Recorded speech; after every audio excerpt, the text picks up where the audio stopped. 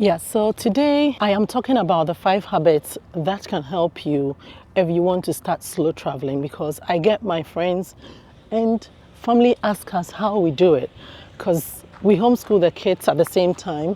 If you are new here, then welcome to the channel.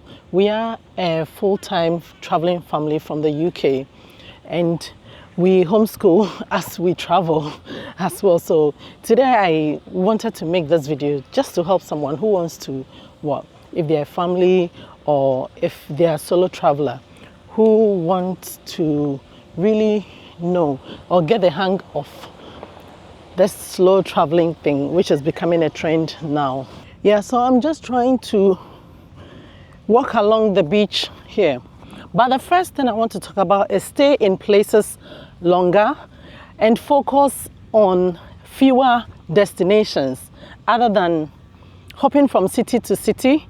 That will help you to slow travel.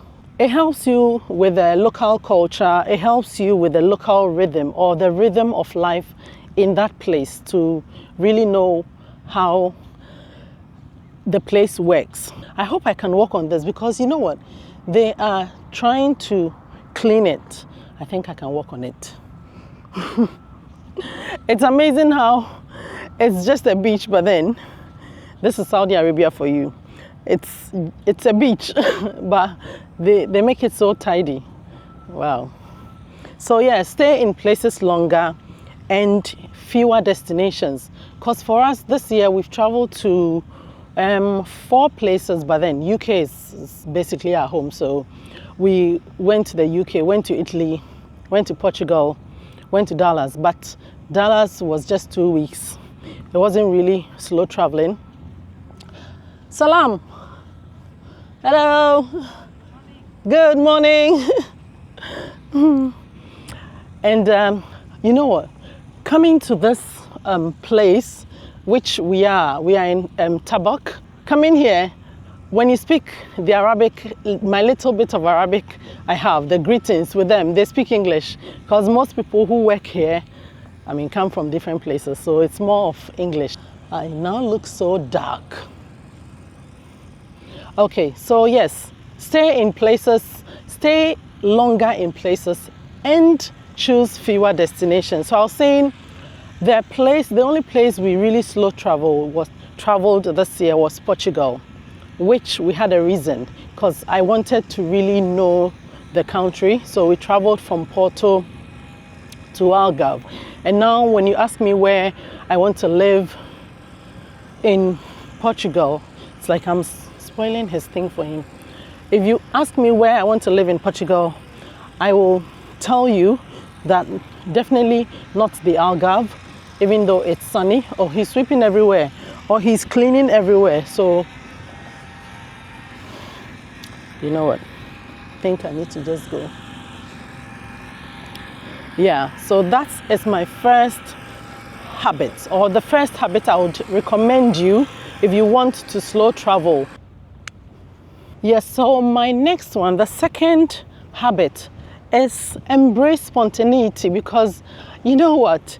When you are traveling, and this really happened to us in Portugal, we were visiting all the attraction centers, and some of the places I just noticed that my kids weren't interested in them. So I decided there and then that, you know what, let's just deep dive in the neighborhoods, walk through the city and all that. And they were very, very happy because we got to see all the small shops and the little, foods that they could try their hands on. See guys, just enjoy this. So if you are able to embrace spontaneity, it helps you. And you know what, some of the most memorable experiences often will really come from unexpected moments. That is when you are wandering aimlessly in neighborhoods and accepting the locals' invitations. It's so amazing. So yes, the second one is embrace spontaneity and try and ditch the so many things that you want to see at once. You can do them one after the other. This really helps with the slow travel and brings down the stress of travel, really. Oh wow, so see the waves. Let me just let you enjoy the waves. It's very, very calm. So my third one, as you enjoy the waves and the sound of it, is live like a local, because we also learned it the hard way, living in Airbnbs and in hotels. And you know the amazing thing, or no, even the funny thing is, in Portugal, we had hotels tell us that we can't, I can't come with the kids, and this was last minute. But we got this house in 𝐿𝐴𝐻𝐻𝐿𝐴𝐻, which was really amazing. And I mean, if any one of you want to go to Porto, I will link that house, which is an Airbnb, but the area is amazing. It's not in the city center of Porto Ribeira, where there are so many people. But when you live like a local and you immerse yourself in the local community, basically what you are doing is you're experiencing life from a different perspective. And this is what my kids found, especially in 𝐿𝐴𝐻𝐻𝐿𝐴𝐻. And you know what? It can involve in simple things like staying in locally owned accommodations, and this is what I'm talking about, or homestays. If you are not a large family and you can get homestays, it's great. If you are one person, it's easier to get a homestay. And also shopping at local markets, which we did, and it was amazing. We checked out the local markets. You can always check online on Google when they open, and that's what we did. My kids, basically, because we homeschool, I put them to task, and everything we do whilst homeschooling, they are accredited by their school. We do American curriculum. If you want to know more about homeschooling, just let me know, and I'll make a video on that, how basically we homeschool. When you shop at local markets, you prepare your own meals. I mean, it feels like you have settled, you have that routine, you know. And you know, as humans, when you have a little bit of routine, the place feels like home for you. That's one thing. Using the ingredients from the places, and you even come to cherish the fact that you eat seasonal, especially if you stay in a place for, let's say, 2 months, 3 months, and even 6 months, 1 year. Coming here to Saudi Arabia, I found out that, oh, so there isn't mackerel every time, but I was getting it every time in the UK. So where was it coming from? there isn't salmon every time, but I was getting it every time I needed it. But sometimes you miss that, and then you cherish the fact that, you know, I'm thankful and grateful that I'm eating seasonal.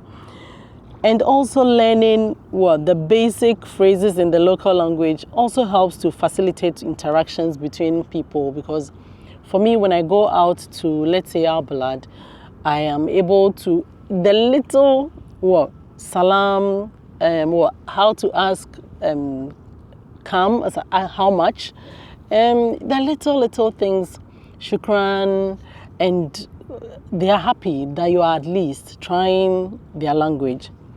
Oh, you see the waves have just settled now. And also, when you ask around, you will be able to find home-run or family-run restaurants. And this is one thing we found in Porto. And we visited that place, Vietnamese restaurant, which their food was amazing. It was the first time I was trying Vietnamese food, and I loved it.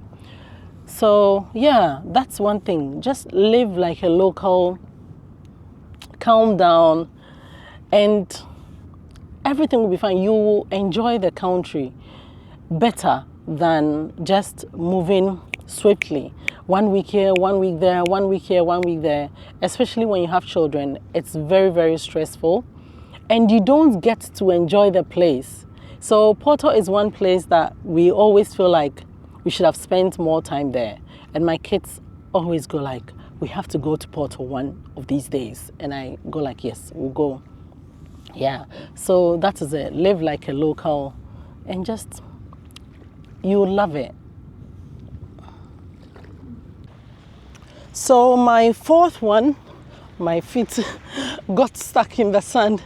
So my fourth one, and this is what I have in front of me. My fourth one is use slower, more mindful transportation. And when you opt for the sustainable ones, slower modes of transport, what it is like the buses, the bikes, where they are available, the trains, and even walking whenever possible. It helps you to get to know the place very well. And one thing is, even the journey itself becomes the adventure. Or yes, it becomes part of the adventure, because what you are doing is you're allowing yourself to appreciate. See, it's now become loud again. You're allowing yourself to appreciate the scenery and the in-between places that are often missed when you are flying or rushing through the day.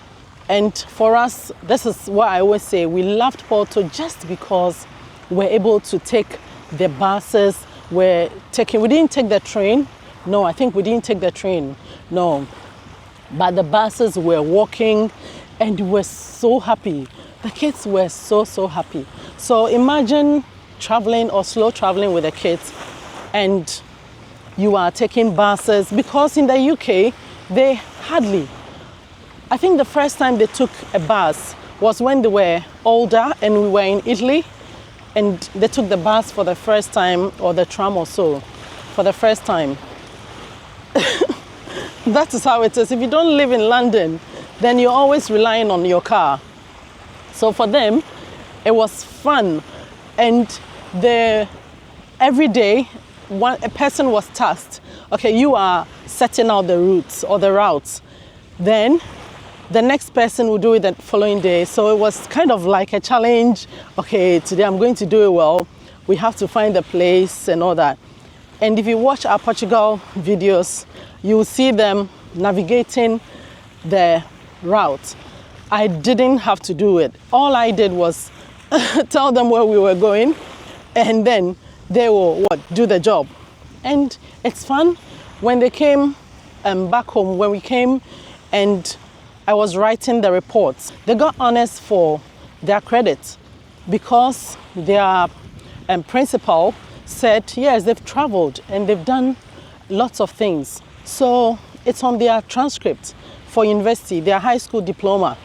This is what I'm saying, that if you want to travel with your kids, slow traveling is the best way.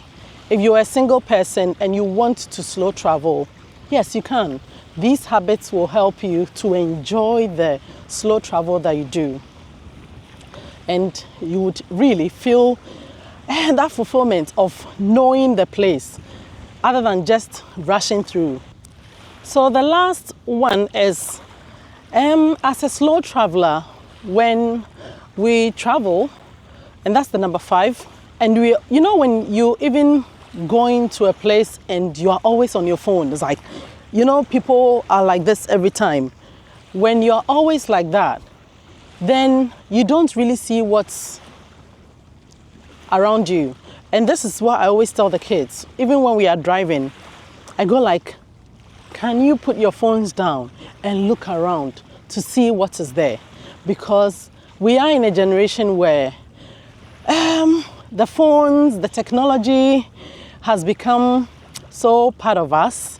And this is disconnecting from technology, because when you do that, you are able to really enjoy, see the places or the things that you wouldn't have seen if you were on your phone. For me, I would say that technology is great, because I was even talking about the fact that we used it for navigation, but you don't have to be on there every time. So basically, when we traveled Portugal and I was editing the videos, then I realized that my second son was always on the phone, even if he wasn't the one navigating, and even the first one was also on the phone. And I just created a rule that, you know what, next time we are traveling, no one is going to, when we are walking, no one is going to be on the phone if you are not navigating the place. So basically, technology is something that can affect your travel or your slow travel if you are not intentional. Because these things, you're going to check your what, Instagram, you check your TikTok, you check, and when you start scrolling on them, 1 hour can just pass. Recently, my second son was telling me he's noticed that when he goes onto shorts, 1 hour just passes. And I said, yeah, that's how it is. So if you can disconnect from technology when you don't need it, then the travel becomes really fulfilling, and you are able to spot some things that normally you wouldn't spot.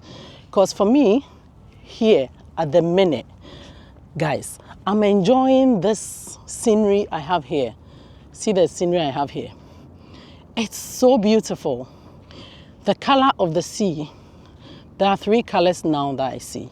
So there's this one that the clear part, and then the gray part, and the blue part, which is, I think, is the deepest part. But it's so beautiful. Calm, so beautiful. It's so beautiful.